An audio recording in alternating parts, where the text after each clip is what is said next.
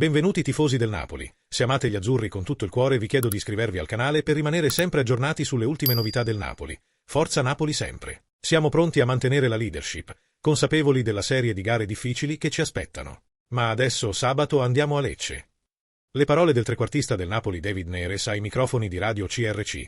Dalla mia partita sono rimasto scioccato dall'intensità e dal livello tattico della Serie A. Per questo presto molto attento a tutte le sessioni video. Con Mister Conte, per migliorare il mio livello da questo punto di vista, per avere la miglior prestazione possibile, ha continuato. Il segreto della mia velocità esiste un allenamento specifico legato alla corsa con tutti i nostri preparatori sportivi le giornate per lo sprint?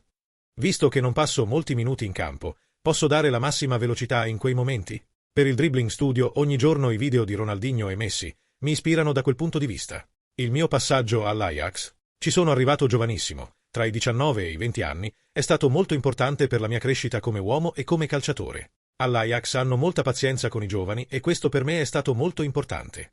Per quanto riguarda un possibile ritorno in nazionale, Neres ha ammesso che il duro lavoro con il club è il mio obiettivo principale. Mi dedico al 100% solo a fare del mio meglio per la maglia del Napoli. Il Napoli è visto come gli altri grandi italiani. Ha un impatto enorme sui tifosi e sui tifosi in Brasile. 31esimo brasiliano? Spero poi di aprire le porte a tanti altri brasiliani qui a Napoli. Ha aggiunto, Vinicius merita il pallone d'oro? Non vedo nessun calciatore al mondo migliore di lui in questo momento. Su questo non si discute. Infine una battuta su Kvara. Credo che tutti pensino che sia un giocatore di altissimo livello. Ha concluso, dopo averlo visto in campo e poi in allenamento non c'è altra risposta possibile. Il Napoli è alla ricerca di un esterno destro in vista del mercato di gennaio. Giovanni Manna vuole accontentare Antonio Conte. Matteo Politano sta facendo gli straordinari e non può sostenere l'intera stagione a questi ritmi, mentre Pasquale Mazzocchi non offre le stesse garanzie. Il club italiano aveva già provato a colmare il gap in estate, ma senza successo. Uno dei nomi che continua a interessare al club partenopeo è Amar Dedic, del Salisburgo. Ordine boom di Salisburgo. Nei giorni scorsi Giovanni Manna ha avuto un incontro online con il Salisburgo e l'entourage del calciatore. La scorsa estate il club austriaco aveva chiesto 25 milioni di euro, mentre a gennaio aveva aumentato la richiesta a 30 milioni a quota fissa più qualche milione di bonus. L'entourage del calciatore chiedeva invece uno stipendio da 3,5 milioni di euro all'anno. Richieste che hanno fatto letteralmente sussultare Manna, direttore sportivo del Napoli. Il club azzurro non intende negoziare questi valori perché li ritiene troppo alti e inoltre fuori mercato. Il Salisburgo probabilmente ha già un'offerta da parte di un club di Premier League. Il Napoli però non vuole farsi trovare impreparato in vista di gennaio e Manna è pronto a riprendere la trattativa per alcuni nomi già discussi la scorsa estate. Ovviamente tenete d'occhio anche alcune sorprese del mercato. Vedremo.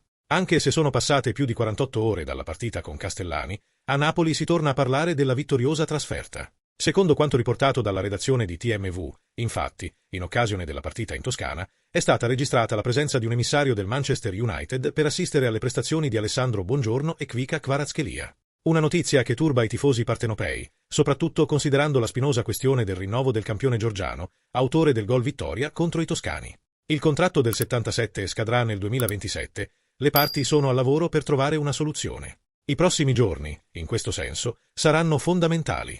È infatti previsto un incontro tra Mamuka Ujeli, l'entourage del giocatore, e il club italiano. Diversa situazione per Alessandro Buongiorno, arrivato al Napoli nell'ultima sessione di mercato per circa 40 milioni di euro.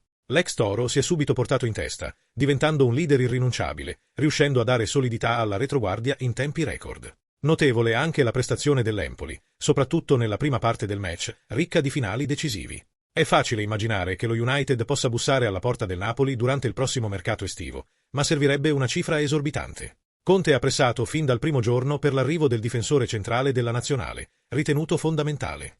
Solo una proposta da più di 70 milioni di euro, si legge dalla stessa fonte, potrebbe far vacillare De Laurentiis, ma l'addio è una possibilità remota. I tifosi apprezzano i due top player e sperano che il contratto dell'attaccante georgiano venga rinnovato, magari ponendo fine alla lunga telenovela. Se Kvara fosse già nel cuore dei tifosi. Le uniche due che non sono cambiate sono Inter e Atalanta, sono cambiati tutti gli altri. Il Napoli è partito bene, sembra la squadra migliore. Conte giustamente dice che non serve vincere il campionato, ma piuttosto creare una squadra forte per i prossimi anni. Lui però attualmente è in testa alla classifica. Oltre a vincere, il tuo obiettivo è costruire un certo tipo di mentalità. Mi ha colpito anche un'affermazione di Gasperini su Zaniolo. Lui ha detto che dovrebbe entrare nella mentalità dell'Atalanta. Dicono molto di quello che costruisce questo tipo di allenatore, mi piacciono molto. Così Claudio Ranieri, allenatore di lungo corso ed ex allenatore di Roma, Inter, Juventus e Napoli, ospite di Radio Anch'io Sport su Rai Radio 1, nella prima parte di campionato che vede attualmente in carica il Napoli di Conte dopo 8 giornate. La Juve ha cambiato tutto e non puoi chiedere subito la luna. Stesso discorso per il Milan, che però ha 7 punti da recuperare. Così tanti 1-0? Ci sono tante partite belle, difficili e disputate, fa bene al calcio, aggiunge. Quanto alla favorita per lo scudetto, Ranieri risponde: senza fare nomi dico che quando Conte prende una squadra, se non arriva prima arriva seconda. Il fatto che non avremo le coppe avrà un impatto enorme quando arriveremo a marzo-aprile. Penso che quest'anno ci sarà una maggiore compressione in cima alla classifica. Qual è la tua opinione, tifosi del Napoli? Lascia il tuo commento al video e iscriviti al canale. Dimmi dove ci segui dall'Italia.